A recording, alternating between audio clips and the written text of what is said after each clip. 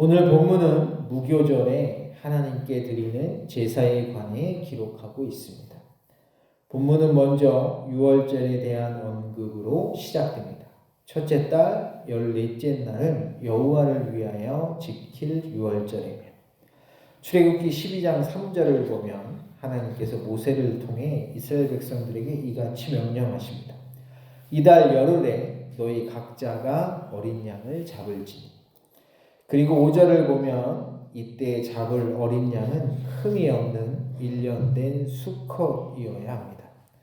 그런 다음 집의 좌우 임방과 설주에 어린 양을 잡을 때 나온 피를 바르죠. 중요한 것은 하나님께서 왜 이것을 명령하시는가 하는 이유인데, 출애굽기 12장 11절, 12절과 13절에 그 이유가 나옵니다. 내가 그 밤에 애굽 땅에 두루 다니며 사람이나 짐승을 막론하고 애굽 땅에 있는 모든 처음 난 것을 다 치고 애굽의 모든 신을 내가 심판하리라. 나는 여호와라. 내가 애굽 땅을 칠 때에 그 피가 너희가 사는 집에 있어서 너희를 위하여 표적이 될지라. 내가 피를 볼 때에 너희를 넘어가리니 재앙이 너희에게 내려 멸하지 아니하리라.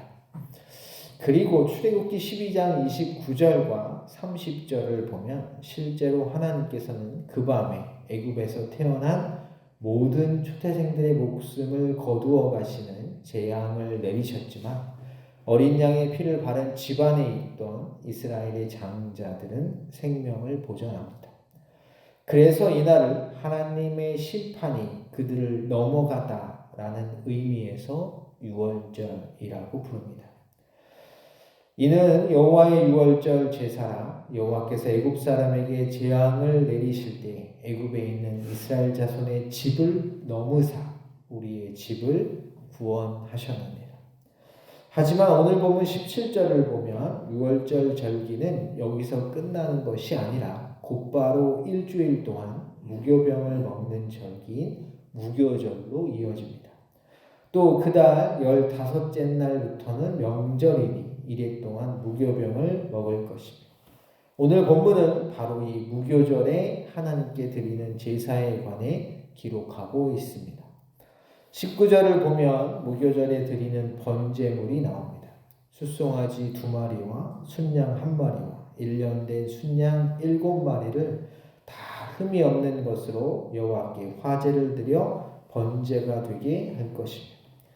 무교절에 드리는 번제에 사용되는 제물은 흠이 없는 숫송아지 2마리와 흠이 없는 순양 1마리, 그리고 1년 된 순양 7마리입니다.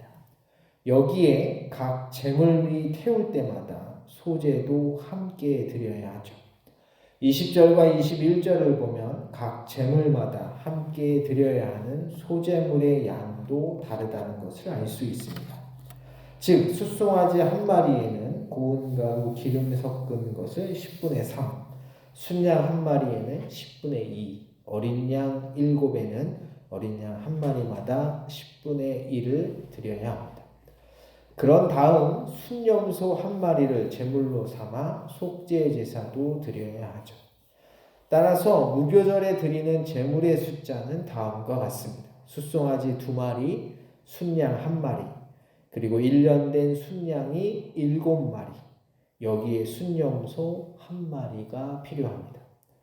그리고 여기에 어떤 제사를 더 드려야 하죠? 바로 매일 드리는 상번제물입니다. 그 내용이 23절입니다. 아침의 번제, 곧 상번제 외에 그것들을 드릴 것입니다. 민수기 28장 3절에 나오듯이 1년 된 흠없는 순양 2마리가 매일 드려야 할 번제물이었죠. 따라서 무교절에는 매일 드리는 상번제물인 1년 된 1년 된 흠이 없는 순양 2마리를 제단에서 태운 후에 무교절에 드리는 번제물인 숫송아지 2마리, 순양 1마리, 1년 된 순양 7마리와 함께 순염소 1마리를 속죄제물로 드려야 하는 것입니다. 물론 이 제물들을 태울 때마다 소제와 전제도 함께 드려야 하죠. 문제는 이것이 끝이 아니라는 것입니다. 무교절이 며칠 동안 지속됩니까? 네, 일주일입니다. 따라서 방금 살펴본 제물을 일주일 동안 매일 드려야 하는 것이죠. 너희는 이 순서대로 이레 동안 매일 여호와께 향기로운 화제의 음식을 드리되 상번제와 그 전제 외에 드릴 것입니다. 결국 무교절에 제단에서 태워지는 제물의 총 수는 다음과 같습니다. 숫송아지가 총 14마리, 순양이 7마리, 1년 된 순양이 63마리, 그리고 순염소가 7마리입니다. 실로 엄청난 양의 제물이 태워지는 것이죠. 그리고 이는 무교절이 진행되는 일주일 동안 제단에서는 제물이 태워지는 향기가 끊이지 않았다는 것을 뜻합니다. 그렇다면 하나님께서는 왜 이토록 많은 제물을 요구하시는 것일까요?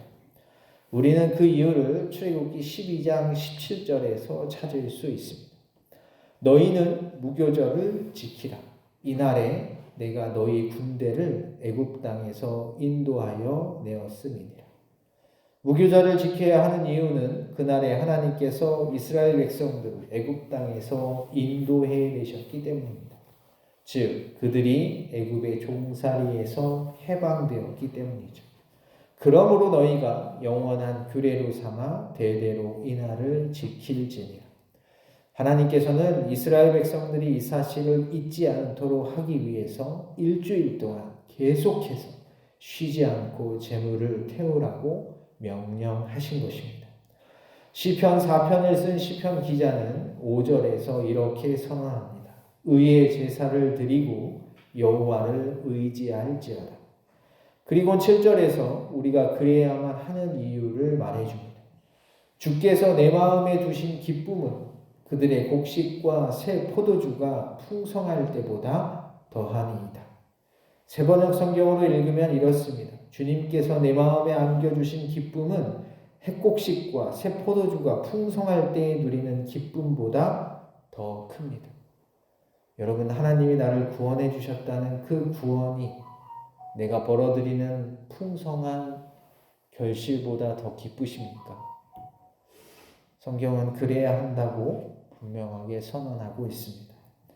하나님께서 베풀어 주신 구원의 은혜에 진심으로 감사한다면 어찌 일주일 동안 태우는 제물이 아까울 수 있겠습니까? 또 하나님께 제물을 드리는 것을 어찌 멈출 수 있겠습니까? 그리고 이는 오늘을 사는 우리들에게도 여전히 동일하다고 할 수 있습니다. 왜냐하면 우리 역시 하나님의 은혜로 구원을 받았기 때문이죠. 그래서 사도 바울은 로마서 12장 1절에서 이렇게 권면합니다.